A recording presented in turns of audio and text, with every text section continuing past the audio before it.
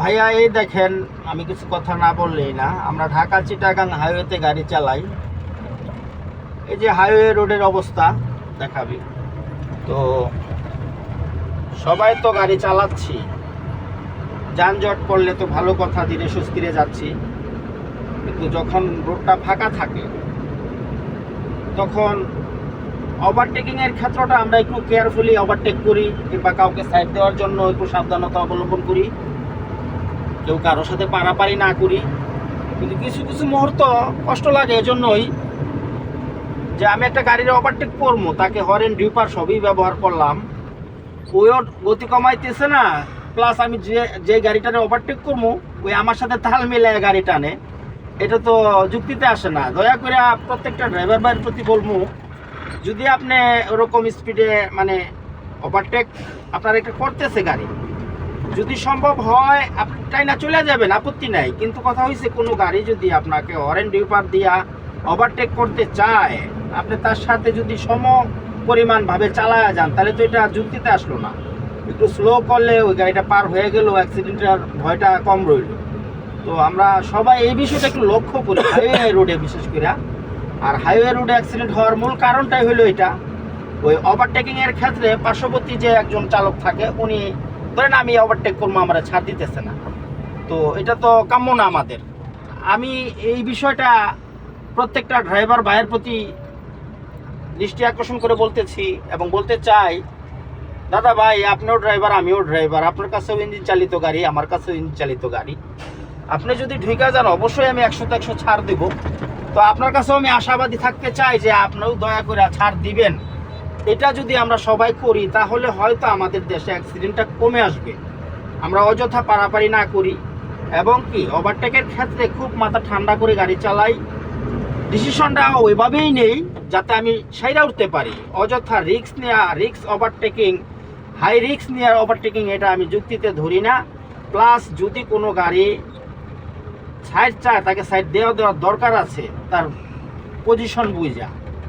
এখন অনেক গাড়িরে আমি দেখি, আমার কষ্ট লাগে ওই জায়গায় যে সাইড চাইতেছি, কিংবা ওই সামনের একটা গাড়ি আসতেছে, আমি ওরে ডিপার দিছে, আমি আমার মনোবল আমারে বলছে যে হ্যাঁ আমি 100-100 পার হয়ে যাব। কিন্তু ইতিমধ্যে দেখা যায় আমার যে পাশের গাড়িটা, ওই আমারে ছাড় দিতে নারাজ। যদিও ইতিমধ্যে স্লো টানতো, যখন ওভারটেকিংয়ের ক্ষেত্র আসে তখন উনি আমার সাথে তাল মিলায় চলতে চায়। কিন্তু এটাই তো মূল কারণ যে আমি ছাড় দিলাম না, তখন ওই গাড়িটা আইসা পড়লো, ইতিমধ্যেই তো অ্যাক্সিডেন্টটা ঘটে। তাই সবার প্রতি আমার আকুল আবেদন এইটাই যে আমরা সবাই সবার প্রতি সহানুভূতিশীল হই, কাউকে এইটা নিয়ে পারাপারি না করি, দয়া করে ছাড় দেওয়া পথ চলি, তাইলে আমাদের দেশের দুর্ঘটনাটা একটু কমে যাবে। এই যে আমরা ইঞ্জিন চালিত গাড়ি চালাই, তো আমরা ইচ্ছা করলেই তো আর একটা জিনিস, ধরেন একটা চাক্কা আমার কাঁধে তুলে দিল, আমি কি বহন করতে পারবো না? তাহলে আমি এত বড় একটা জিনিস গাড়ি চালাইতেছি, এটার ব্রেকটা কতটুকু লোড কোলাবে, কতটুকু ব্রেকে ধরবে, প্লাস গতিটা কোন জায়গায় আমার কতটুকু সামাল দিতে পারবো আমি, এটা আমার মাথায় কাজ করতে হবে। তা না হইলে আমার দুর্ঘটনার প্রবণতা থেকেই যায়। তাই দয়া করে প্রত্যেকটা ভাই, বড় ভাই, সিনিয়র ভাই, ঊর্ধ্বতন যারাই আছেন, সবার প্রতি সম্মান রেখে বলতে চাইতেছি, কষ্ট হইলেও একটু দেখে শুনে পথ চলবেন। কারণ আজকে আমি মারা গেলাম কিংবা আপনি মারা গেলেন, এটা আমি আমার কথা বাদ দিলাম, আপনি আপনার কথা বাদ দিলেন, কিন্তু আমাদের পিছনে তো সংসার আছে, ছেলে পেলে আছে, ওদের ভবিষ্যৎ আছে। ওরা তাকায় রয়েছে বাবা বাড়ি আসবে, মা তাকায় রয়েছে ছেলে বাড়ি আসবে, স্ত্রী তাকায় রয়েছে স্বামী বাড়ি আসবে। এই যে একটা মানে আশা, ওদের আশাটা তো আপনারা আমার ভুলের কারণে নষ্ট হইতে দিতে পারি না। তাই দয়া করে প্রত্যেকটা মানুষের প্রতি, প্রত্যেকটা ড্রাইভার ভাইয়ের প্রতি আমি বলবো এবং বলতে চাই, আপনারা একটু সহানুভূতিশীল হন, ইঞ্জিন চালিত গাড়ি একটু সাবধানে চালান। কারণ রাস্তায় গাড়ি নিয়ে বের হয়েছি, দুর্ঘটনা ঘটতেই পারে। আমরা যতটুকু পারি 100-100 সতর্ক থাকার চেষ্টা করব।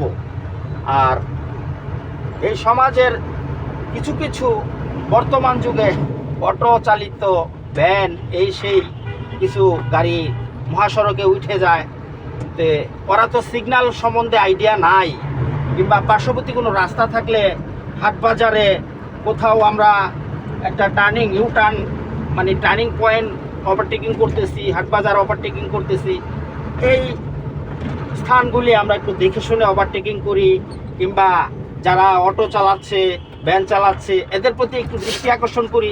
কারণ এরা আমাদের সিগন্যাল কিংবা হরেন, আমাদের গতি ওরা মাইপা উঠতে নাও পারতে পারে। তাই একটু সহানুভূতিশীল হয়ে তাদের প্রতি দৃষ্টি দিয়ে পথ চলি, দুর্ঘটনা তাই আমার মনে হয় তাহলে কমে যাবে। তো আমি যে সব জ্ঞানী আমি বলবো না, ভুল আমারও আছে, কারণ ভুলে বলেই তো আমাদের জীবন শেষ। তাই আমরা নিজেরা একটু সচেতন হই এবং ডাইনে বাঁয়ে দেখে শুনে গাড়ি চালাই, সতর্কতা অবলম্বন করি, কারো সাথে পারাপারি না করি। ধন্যবাদ সবাইকে। আসসালামু আলাইকুম, ভালো থাকবেন, আল্লাহ হাফেজ।